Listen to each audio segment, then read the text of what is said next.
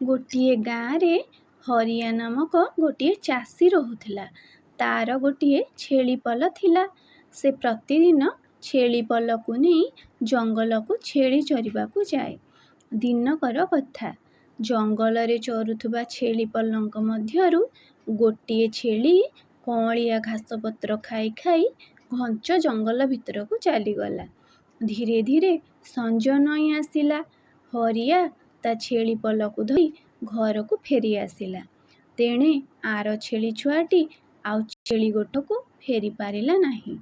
ସେ ଧୀରେ ଧୀରେ ଆହୁରି ଘଞ୍ଚ ଜଙ୍ଗଲକୁ ଚାଲିଗଲା। ସେ କିନ୍ତୁ ଜାଣିପାରୁ ନଥାଏ।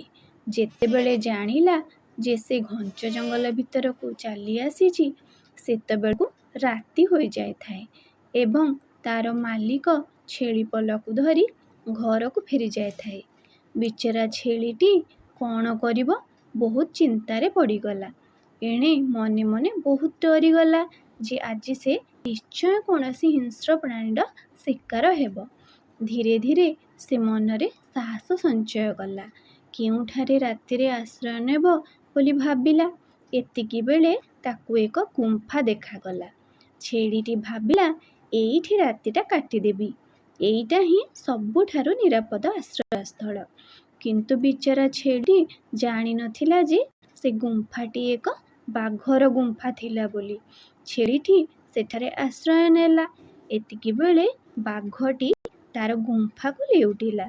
ବାଘକୁ ଅନ୍ଧାରରେ କିଛି ସ୍ପଷ୍ଟ ଦେଖାଯାଉ ନଥାଏ। ସେ ଗର୍ଜନ କରି ପଚାରିଲା, ମୋ ଗୁମ୍ଫାରେ କିଏ? ଛେଳିଟି ବାଘ ଗର୍ଜନ ଶୁଣି ଡରିଗଲା। କିନ୍ତୁ ମନରେ ସାହସ ବାନ୍ଧି ବାଘକୁ ପଚାରିଲା, ତୁ କିଏ?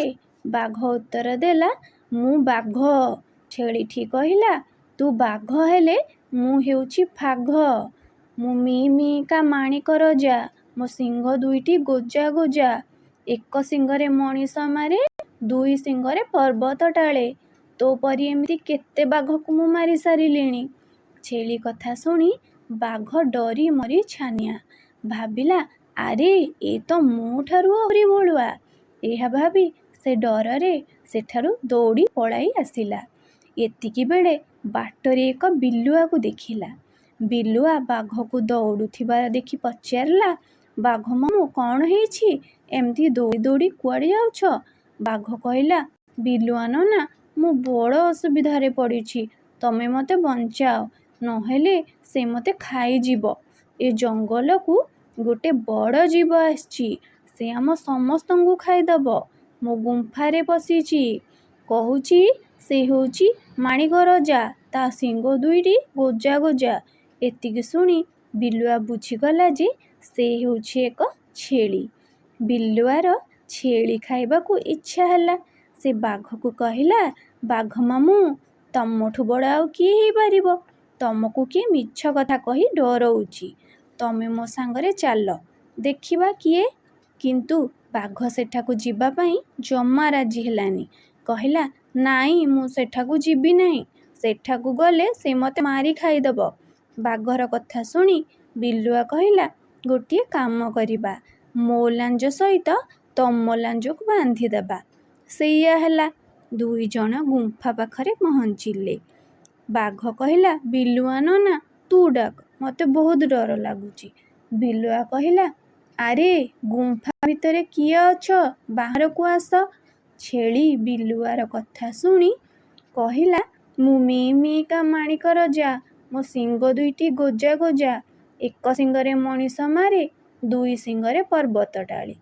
ଏତିକି ଶୁଣିବା ପରେ ବାଘ କି ଆଉ ସେଠାରେ ରୁହେ। ସେ ଜୋରରେ ଦୌଡ଼ିଲା।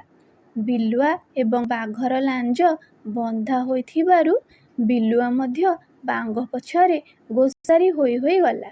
ଶେଷରେ ଏକ ପଥରରେ ଛେଚି ହୋଇ ବିଲୁଆର ପ୍ରାଣ ଗଲା।